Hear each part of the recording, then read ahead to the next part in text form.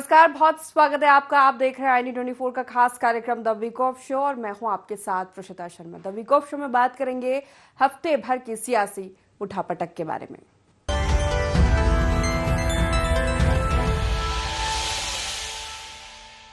हफ्ते की शुरुआत बीजेपी के सदस्यता अभियान से हुई। बीजेपी ने सोमवार को सदस्यता अभियान 2024 लॉन्च किया। सबसे पहले पीएम मोदी ने बीजेपी की सदस्यता लेकर इसकी शुरुआत की। पूरे देश में बीजेपी के 18 करोड़ सदस्य हैं जो शून्य पर आ गए हैं। एक बार फिर नए सिरे से लोगों को सदस्य बनाने का काम शुरू हुआ है। टारगेट 18 करोड़ पुराने सदस्यों के सदस्यता के नवीनीकरण के साथ 10 करोड़ नए सदस्य बनाने का है और अलग अलग राज्यों को यह टारगेट दिया गया है। तो वहीं भाजपा के कुनबा बढ़ाने की कवायद पर सियासत भी खूब हो रही है। बीजेपी से मुकाबले के लिए कांग्रेस ने भी ऑनलाइन सदस्यता अभियान शुरू किया।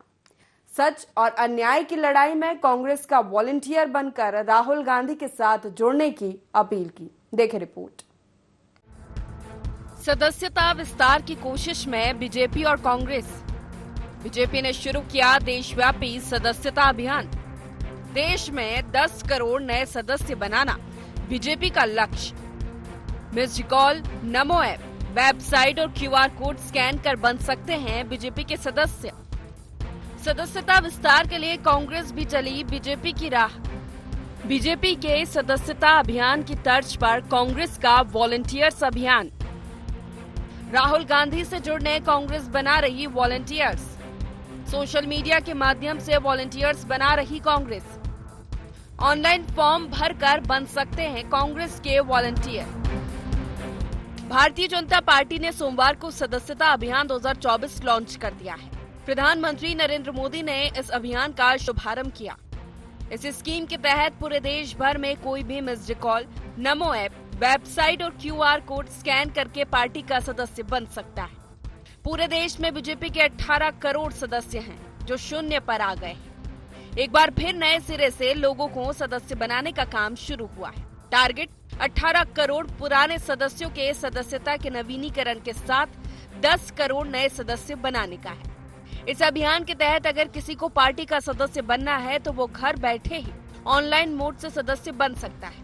पीएम मोदी ने पार्टी की पहली सदस्यता ली। इस मौके पर बोलते हुए उन्होंने कहा कि भारतीय जनसंघ से अब तक भाजपा ने देश में एक नई राजनीतिक संस्कृति लाने की कोशिश की है। हम वो लोग हैं जिन्होंने दीवारों पर कमल भी बड़ी श्रद्धा से पेंट किया। हमें विश्वास था दीवारों पर पेंट किया हुआ कमल कभी न कभी दिलों पर भी पेंट हो जाएगा। पीएम ने आगे कहा कि हमारे कार्यकर्ताओं को लेकर कहा जाता था कि इनका एक पैर रेल में रहता है और दूसरा जेल में। हम ऐसे सत्ताधारियों के जुल्म सहकर यहाँ तक पहुँचे हैं। हमारे कार्यकर्ताओं के लिए क्या कहा जाता था, चाहे वो जनसंघ का कार्यकर्ता हो या भाजपा का, उसका एक पैर रेल में होता है और दूसरा पैर जेल में होता है। रेल में इसलिए कि भारतीय जनता पार्टी का कार्यकर्ता निरंतर भ्रमण करता था, प्रवास करता था। जहां भी उसको जाना होता वो दौड़ता रहता था और समाज की समस्याओं के समाधान के लिए सत्ता पर बैठे हुए लोगों के सामने संघर्ष करता था और इसलिए कभी जेल तो कभी बाहर, ये उसकी स्थिति रहती। भाजपा से मुकाबले के लिए कांग्रेस ने भी ऑनलाइन सदस्यता अभियान शुरू किया है। कांग्रेस सोशल मीडिया पर वीडियो जारी कर आम लोगों से कांग्रेस से जुड़ने की अपील कर रही है। वीडियो में बताया जा रहा है कि सच और अन्याय की लड़ाई में कांग्रेस का वॉलंटियर बनकर राहुल गांधी के साथ जुड़ सकते हैं।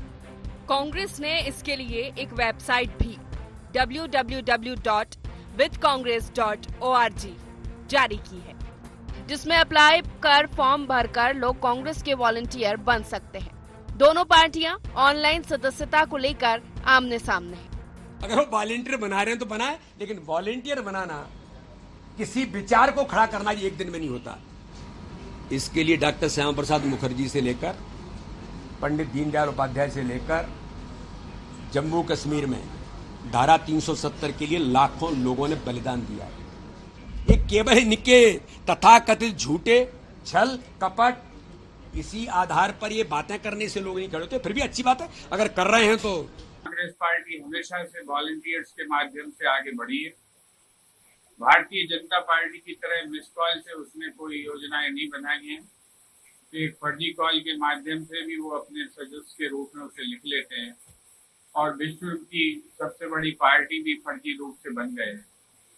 सदस्यता का कांग्रेस में रिकॉर्ड होता है, सदस्यता की उसकी रसीद कटती है और सदस्यता का हर आंकड़ा, हर डिटेल इलेक्शन कमीशन की गाइडलाइंस के हिसाब से होता है।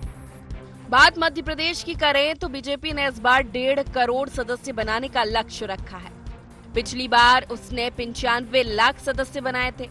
इस बार विधायक, सांसद, मंत्री और पार्टी पदाधिकारियों को जिम्मा मिला है। वहीं बात कांग्रेस की करें तो विधानसभा चुनाव से पहले कांग्रेस ने 22 लाख सदस्य बनाए थे। ऐसे में ऑनलाइन वॉलंटियर्स बनाकर कांग्रेस कैसे भाजपा का मुकाबला कर पाएगी, ये देखने लायक होगा। Bureau report, IND 24। विकास का विजन लेकर डॉक्टर मोहन यादव सरकार लगातार नवाचार कर रही है। इसी कड़ी में विकास की जिम्मेदारी विधायकों को दी गई है। अब विधायक ही तय करेंगे कि उनके क्षेत्र में कौन से विकास कार्य हों। इसके लिए वो 5 साल का विजन डॉक्यूमेंट तैयार करेंगे, जिसके आधार पर काम होगा। सरकार हर विधानसभा क्षेत्र में अगले 4 साल में 100 करोड़ रुपए खर्च करने वाली है। सरकार के इस नवाचार पर सियासत भी होने लगी। कांग्रेस ने आरोप लगाया कि सरकार विकास के नाम पर सिर्फ राजनीति कर रही है। मध्य प्रदेश की डॉक्टर मोहन यादव सरकार एक और नवाचार करने जा रही है। वो ये है कि अब विधायक ही तय करेंगे कि उनके क्षेत्र में कौन से विकास कार्य हों। इसके लिए वो 5 साल का विजन डॉक्यूमेंट तैयार करेंगे। सरकार हर विधानसभा क्षेत्र में अगले 4 साल में 100 करोड़ रुपए खर्च करने वाली है। ये राशि कहां प्राथमिकता के आधार पर तय हो, इसका विजन डॉक्यूमेंट विधायक तैयार करेंगे और इसके साथ ही वो राशि का हिसाब किताब भी देखेंगे। सकारात्मक सोच है। यदि हमें विकास की बात करनी है तो निश्चित रूप से हमें उसका पूरा मास्टर प्लान बनाना चाहिए, विजन डॉक्यूमेंट बनाना चाहिए। अल्पकालिक और दीर्घकालिक दोनों विकास को मद्देनजर रखते हुए क्षेत्र में विकास हो, समेकित विकास हो और ऐसा विकास हो, सस्टेनेबल डेवलपमेंट की जो हम बात करते हैं उसमें निश्चित रूप से हमें पूरी तरह प्लानिंग करनी चाहिए और इसलिए हर विधानसभा का विजन डॉक्यूमेंट बने और उसके माध्यम से विकास हो, ये हमारी सोच है। अब इसको लेकर भी सियासत शुरू हो गई है। कांग्रेस इसमें मुंह देखी का आरोप लगा रही है। कांग्रेस का कहना है कि उसके विधायकों को जानकारी तक नहीं है, उन्हें विजन डॉक्यूमेंट का फॉर्मेट तक नहीं मिला है। सरकार विकास पर भी सियासत कर रही है। ये तो भेदभावपूर्ण विजन है। यदि मोहन यादव जी मध्य प्रदेश के मुख्यमंत्री हैं तो फिर जहाँ जहाँ कांग्रेस के विधायक हैं वहाँ पर उनका विजन ही नहीं है क्या? क्या वो हिस्सा मध्य प्रदेश के बाहर करने की कोई उनकी कवायद है तो बताया जाए। ऐसा भेदभावपूर्ण कार्य नहीं होना चाहिए। विजन पूरे प्रदेश का होना चाहिए और सारे विधायकों को, चाहे वो किसी भी पार्टी के हों, निर्दलीय हों, उन सबको सम्मिलित करके पूरे प्रदेश का विजन बनाना चाहिए। उसमें हम सब लोग भी सहभागिता निभाएंगे और माननीय मुख्यमंत्री जी से आग्रह है कि इस प्रकार का भेदभावपूर्ण कार्य ना किया जाए। सब विधायकों एक समान, एक स्वरूप सम्मान दिया जाना चाहिए। सरकार विधायकों को विकास कार्य के लिए विधायक निधि और स्वेच्छा अनुदान निधि जारी करती है, जिसमें हर साल 3 करोड़ 25 लाख रुपए मिलते हैं। जिस तरह एक विधायक को अपने क्षेत्र में विकास के लिए 5 साल में 16 करोड़ 25 लाख रुपए खर्च करने की छूट है, अब सरकार उन्हें 100 करोड़ रुपए देने जा रही है। ये राशि 3 चरणों में खर्च की जाएगी। पहले चरण में विधायक मूलभूत समस्याओं का डॉक्यूमेंट तैयार करेंगे। सेकेंड फेज में विजन प्लान तैयार होगा और उसकी मॉनिटरिंग की व्यवस्था बनेगी। तीसरे चरण में गुणात्मक और मात्रात्मक मापदंडों पर आधारित लक्ष्य निर्धारित होगा। डॉक्टर मोहन यादव सरकार सत्ता के विकेंद्रीयकरण की कोशिश में है। इसी कोशिश के तहत विधायकों के वित्तीय अधिकार बढ़ाए जा रहे हैं। इसके साथ ही जिला सरकार की अवधारणा को भी मजबूत किया जा रहा है। देखना यह है कि सरकार की ये पहल कितना रंग लाती है। Bureau report, IND 24। सदस्यता और सोयाबीन, सुनने में ये शब्द बेमेल लगते हैं, लेकिन मध्य प्रदेश में सियासत कुछ ऐसी ही हो रही है। बीजेपी सदस्यता अभियान चला रही है। प्रदेश में 1.5 करोड़ सदस्य बनाने का टारगेट है और कांग्रेस ने इसे सोयाबीन के सरकारी रेट से जोड़ दिया है। मध्य प्रदेश को सोया स्टेट का दर्जा मिला है। कांग्रेस सवाल उठा रही है कि इससे किसानों को क्या मिला। कांग्रेस सोयाबीन की एमएसपी 6,000 रुपए क्विंटल करने की मांग कर रही है और इसके साथ ही किसानों से अपील कर रही है कि वो बीजेपी की सदस्यता तभी ले जब उनका सोयाबीन 6,000 रुपए क्विंटल बिके।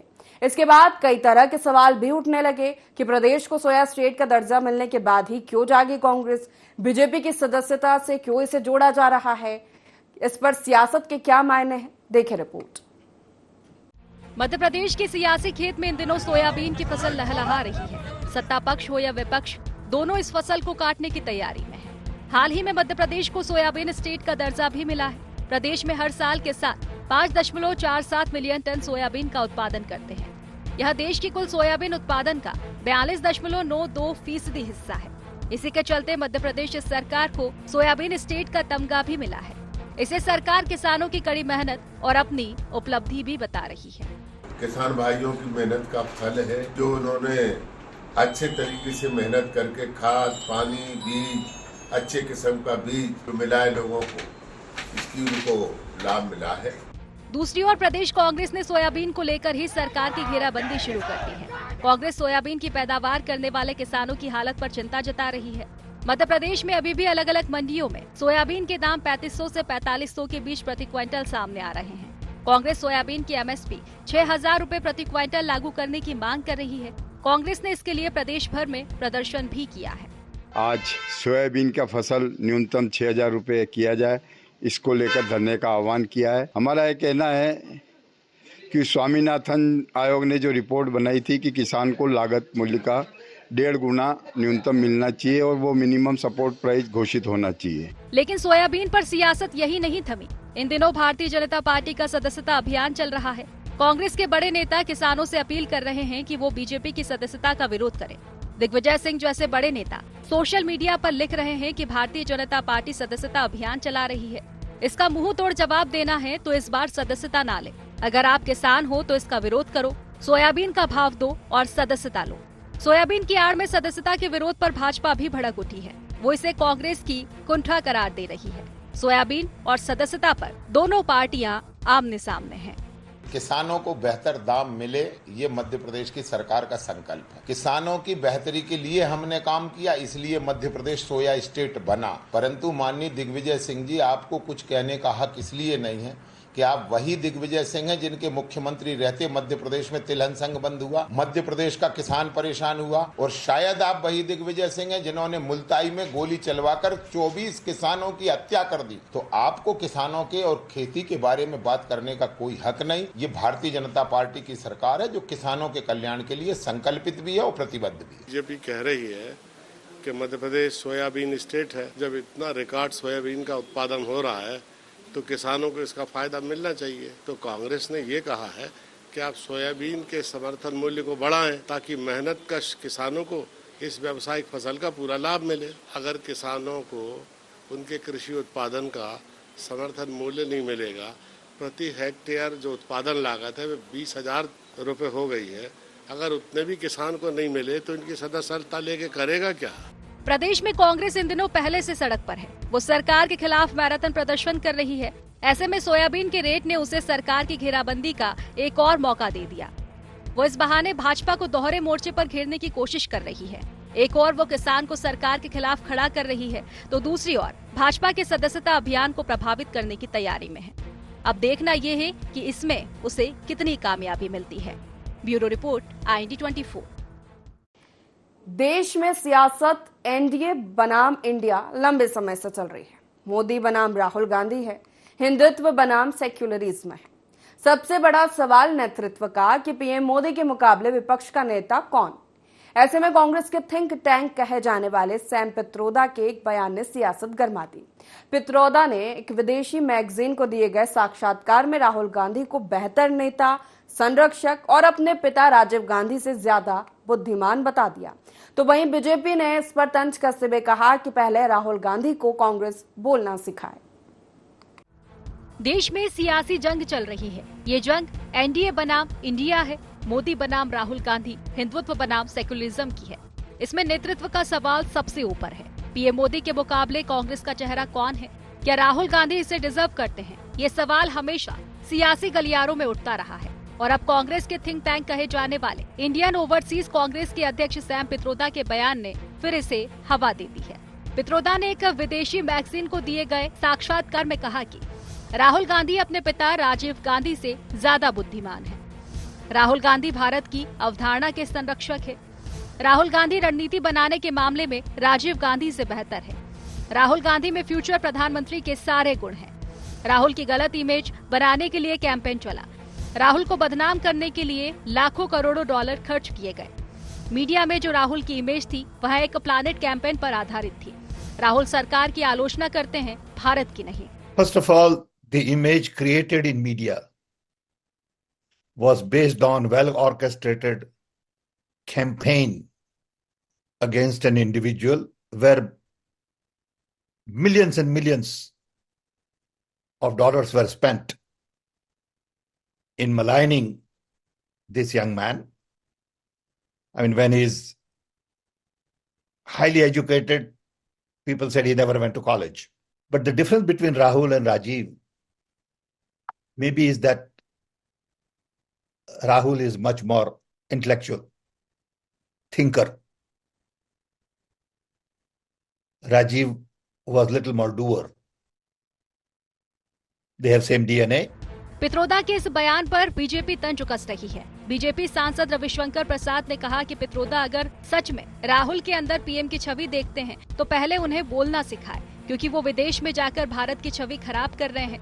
वो एक प्रमुख दरबारी व्यक्ति हैं, उस दरबार के, उनको देखने दीजिए। लेकिन अगर वो सही में प्रधानमंत्री का ख्वाब उनमें देखते हैं तो थोड़ा सा राहुल गांधी जी को नसीहत भी दें, कैसे बोलना, क्या बोलना, राष्ट्रीय सुरक्षा के विषयों पर कैसे बोलना, थोड़ा होमवर्क करना सिखाएं। और चूंकि वो उनको विदेश बुलाते हैं तो विदेश में भारत को कमजोर करके नहीं दिखाया जाता है। जो बार बार राहुल गांधी भारत की आलोचना करते हैं, भारत के लोकतंत्र की, भारत की मीडिया की, भारत के न्याय व्यवस्था की, विदेश में जाकर के भारत की खिल्ली नहीं उड़ाना चाहिए। ये भी एक लिहाज होना चाहिए। बीजेपी के प्रदेश अध्यक्ष वी.डी. शर्मा ने पित्रोदा के बयान को चाटुकारिता करार दिया। उन्होंने कहा कि कांग्रेस में एक परिवार तक दुनिया सिमटी है।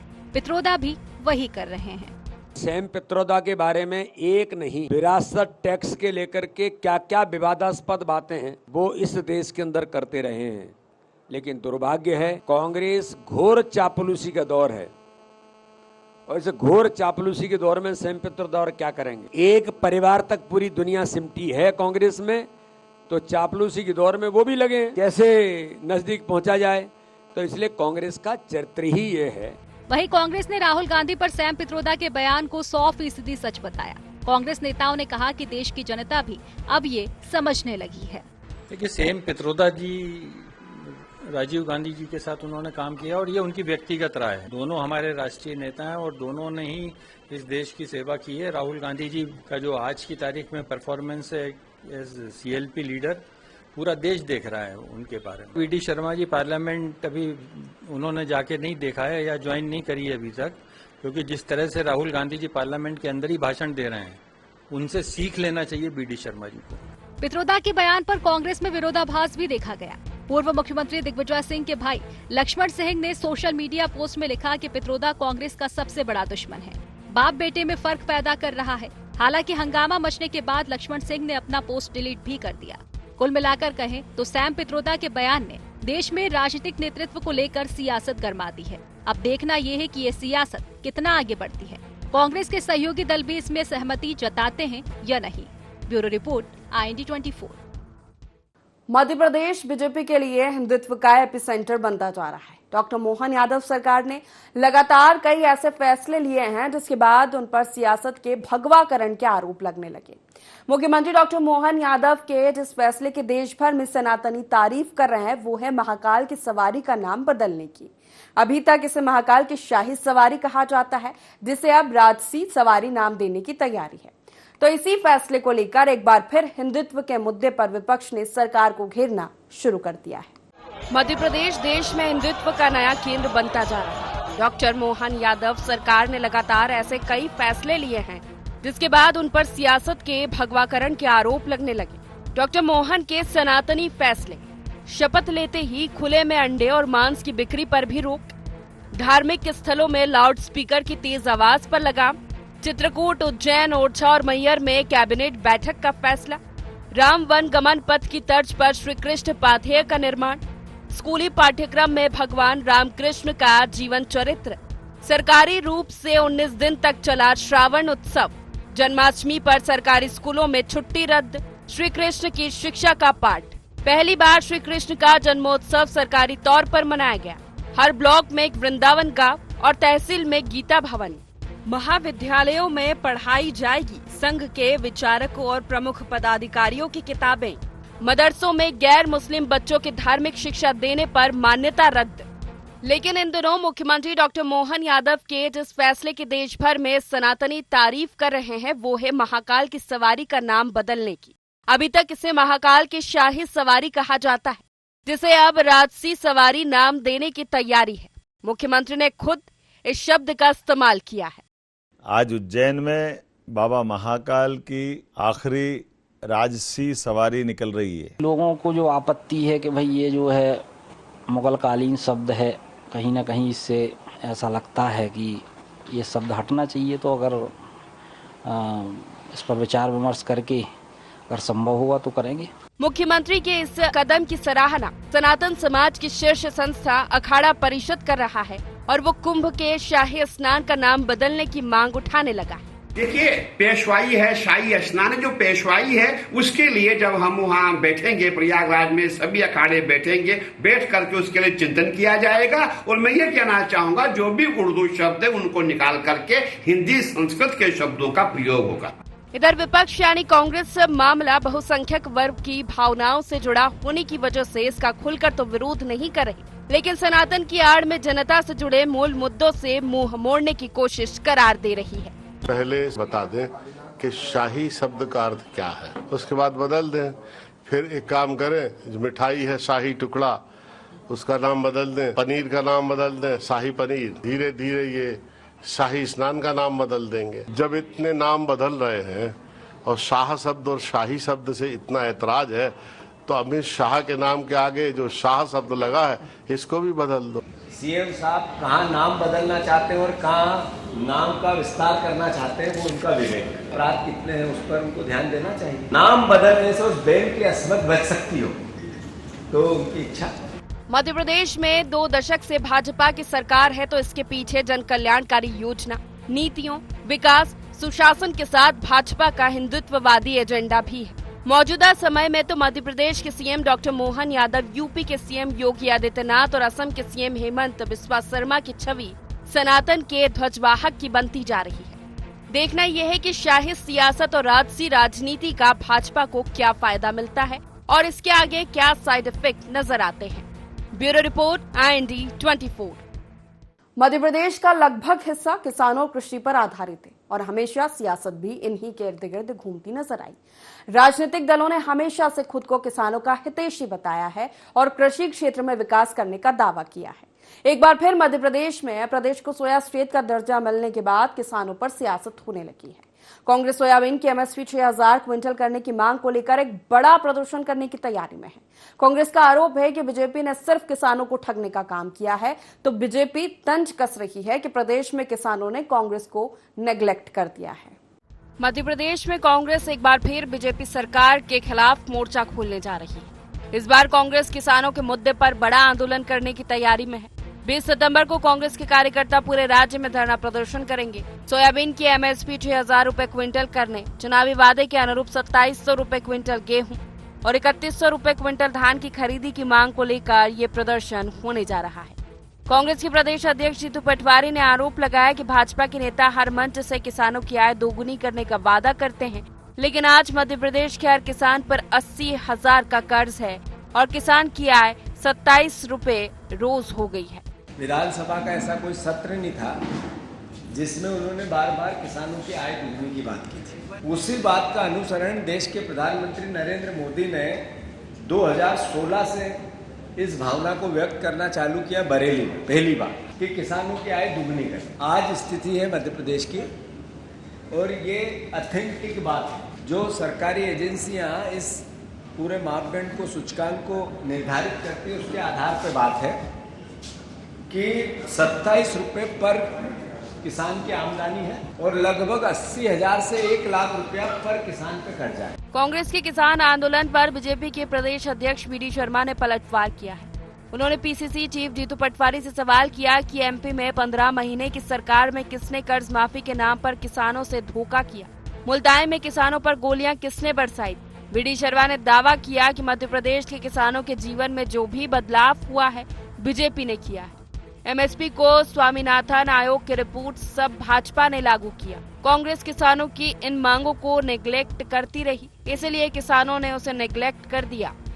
जीतू पटवारी जी, इस मध्य प्रदेश के अंदर किसानों को धोखा दिया तो किसने दिया? आपने कर्ज माफी की बात की थी, आपकी सरकार बनी थी, 15 महीने में आपने किसानों के साथ धोखा छल कपटी किया था। मध्य प्रदेश के अंदर किसानों पर गोलियां किसने बरसाई थी? एक एक किसान इस बात को मध्य प्रदेश का जानता है। लेकिन प्रधानमंत्री मोदी जी के नेतृत्व में मध्य प्रदेश की सरकार हो या केंद्र की सरकार हो, किसानों के जीवन में बदलाव लाने का काम किसने किया है? तो भारतीय जनता पार्टी की सरकार ने किया है। एमएसपी के बारे में आप क्या बात करोगे? एमएसपी के बारे में अगर गंभीरता से और अगर किसानों के लिए काम किसने किया तो भारतीय जनता पार्टी की सरकार ने किया। आप केवल झूठ बोलना चाहते हैं। आप मांग करते थे स्वामीनाथन आयोग की रिपोर्ट लागू करने के लिए, अब एक एक अक्षर से मध्य प्रदेश ने लागू किया। और आपकी केंद्र में सरकारें थी, आपकी प्रदेश में सरकारें नहीं, आपने हमेशा उसको नेग्लेक्ट किया। मध्य प्रदेश की लगभग आबादी कृषि आधारित है। प्रदेश में 70 लाख रजिस्टर्ड किसान हैं, तो वहीं 25 लाख से अधिक ऐसे किसान हैं जो आधिकारिक रूप से दर्ज नहीं है। कुल मिलाकर देखा जाए तो प्रदेश में 1 करोड़ से अधिक नागरिक ऐसे हैं जो किसान और कृषि कार्यों से जुड़े हैं। अमूमन एक किसान परिवार से 2 से 3 सदस्य भी हुए तो किसान परिवार की संख्या कुल मिलाकर 3 करोड़ हो सकती है। इस बड़े वोट बैंक को साधने की कोशिश दोनों पार्टियां करती आई। फिलहाल प्रदेश में कोई चुनाव तो नहीं है, लेकिन विधानसभा और लोकसभा चुनाव में करारी हार के बाद कांग्रेस जनता के बीच पैठ बनाने की कोशिश में है, इसीलिए उसका फोकस इस बड़े वोट बैंक पर बढ़ गया है। वो एमएसपी को लेकर चुनावी वादे पर सरकार को घेरने की तैयारी में है। देखना यह है कि उसमें इसे कितनी कामयाबी हासिल होती है।